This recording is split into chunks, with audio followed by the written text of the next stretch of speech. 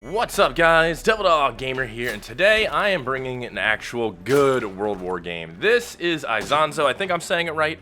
This takes place in the Italian mountains, Austria-Hungary versus Italy. And this is made by the developers of Verdun, which I think is the best World War I game I've ever played, and Tannenberg. So you know this game has some pedigree. We got kind of a crappy one when it came to Beyond the Wire, but Isonzo is just something really cool and just one of the better ones I think I've played. So with this one, because it is in the mountains of, Italy, it's just pure trench warfare with different pushing attacks on different trench lines and defenses set up and moving on a moving front. As you cross no man land, hit the next trench, take that trench line, and reset to do another push to the following trench line. It is basically trench warfare at its finest. And with the terrain, it makes this even crazier. Having to go around and cut barbed wire in the middle where the enemy setting up machine guns on the other side of the trench line and pushing through and pouring through. There's just really a lot of cool things going on with this game, and it makes it feel like World War I. The weapons feel great, movement feels great with this. You don't have a lot of the weird movement with it. The guns kind of don't have too much recoil at times, and I think a little bit of that can be fixed where the guns actually shoot a little better or they have a little more recoil. But it feels movement and it feels great. You actually feel like you have some power to it, and trying to run across no man's land with dudes popping up in front of you, trying to ping you, or jumping in a trench line and, trying to fight dudes is a lot of fun. Not only that, the officers have a lot of really cool things that they can do. Not only can they do charges, which does no respawn, they can give orders to their troops to kind of push into certain directions, but they also get a flare gun, which when they fire the flare gun, they can go to the officer table in their trench line and call in all kinds of different strikes, recon planes, bomber runs, mortar strikes, creeping barrages, heavy artillery, creeping smoke runs to cover no man's land, different types of gas attacks, and it makes being an officer absolutely crucial to your troops being able to take these trench lines. You can also draw on the map as an officer and give orders of where you want your guys to attack and things like that. The officer is actually really in-depth and plays a crucial part in the success of your team pushing, because without certain smoke attacks or gas attacks, entire areas could get locked down thanks to all the barbed wire and all the no man's land.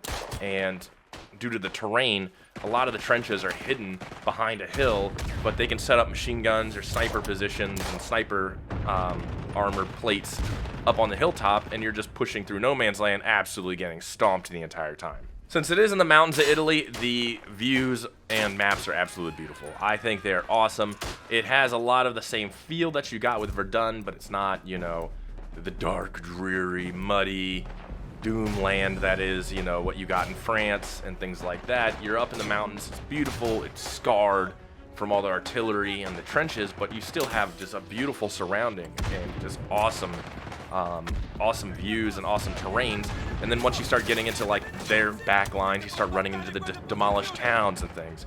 As you progress along through the assault, as an assaulter, you start getting to cooler and cooler terrain. It's not just the same map each push. Each push is a completely different map, and you start running, as you get deeper into their lines, you start getting into their heavily fortified areas with, underground areas, like command posts, things like that. You start running into deeper and deeper stuff. The middle, when you start, is just basically a barren no man's land with some hastily set up trenches and stuff like that. Once you start getting to the back terrain that they've held for a very long time, you start seeing really fortified positions. There's a lot to push through these maps. Some of these matches last 45 minutes to an hour. That's how far along you push, and that's even with you taking things easily. You're pushing deep into their lines. And on top of that, the engineer has a ton of different things you can put up. You can put up mortar positions. You can do like your little mortar rocket that you can set up with limited ammo. You can put up sniper shields where they have the little mouse hole to shoot through. Sandbags, barbed wire. There's a lot that you can really do, and it requires a lot of team play to not only fortify for defense, but set up positions from assaulting a point of view and to move to assault. There's a lot, the different classes too have a lot of different things that they can unlock along the way to help you get not only customization to make your character look different, but actually outfit your character for not only your playstyle, but the type of, you want to be the one that goes through the wire first and into the trench. You can, you know, unlock things that'll help you with that. You want to sit back and cover your comrades as they run. They have the ability to do that too. You can outfit your guy for that. But I mean, all of these groups and these guys have so many different things to help them push along the way. But honestly, the officer is the most crucial role. If you can't play an officer well, your team's gonna suffer greatly. If you're one of those guys that watched my Beyond the Wire video, or even got Beyond the Wire or tried it on the free weekend and were disappointed, I highly suggest Isonzo. This is from a company that made 2 amazing World War I games. If you're running into this expecting Battlefield 1, don't. I mean, Battlefield 1's a completely different beast. While it was in the World War I era, it didn't play like World War I, and the battles that you would see. This plays more like the concentrated, you know, pushes over, taking trench lines, holding trench lines, pushing for the next attack like World War I was. I think this is a great World War I game for anyone who is disappointed in either of those, you know, or wanted more from Battlefield 1, or even wanted, you know, got Beyond the Wire and was disappointed in how it was. I think this game's awesome. I'm going to play it. I'm literally, after I'm done with editing this video, I'm going to go play more because it's just that fun. And I'm excited to see what else we can get from this game. You know, Verdun, like, had a steady player base for a long time. Tannenberg did, and it kind of died out. But the way this game plays and how it's built, and the terrain and the part of the war that it's covering, this is going to last for a long time. It really has just a lot of really cool things with it, and I'm excited to level up a lot of the dudes and seeing what kind of different weapons, equipment, outfits we can get for them. This is really just one of the fun World War I games. This game also gives me hope for World War I games. A lot of people say it's a hard war to make games on, kind of like, you know, why people haven't done the Korean War, because that's also a very hard one to kind of cover.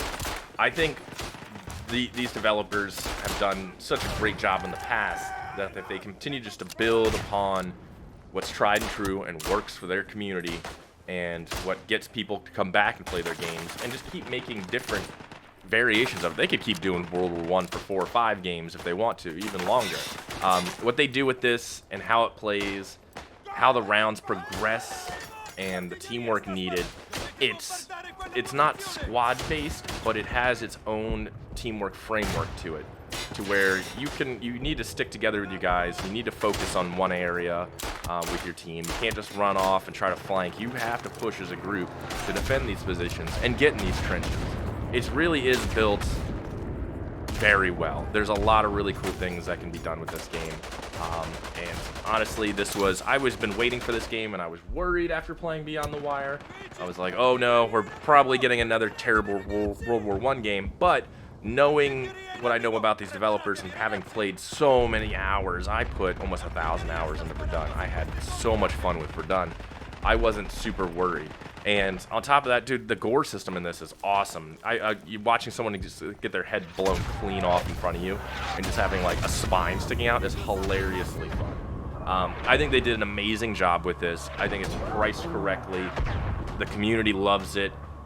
I love it. I think everybody who's been disappointed with World War I games before is absolutely gonna love this game. But let me know if you guys played it.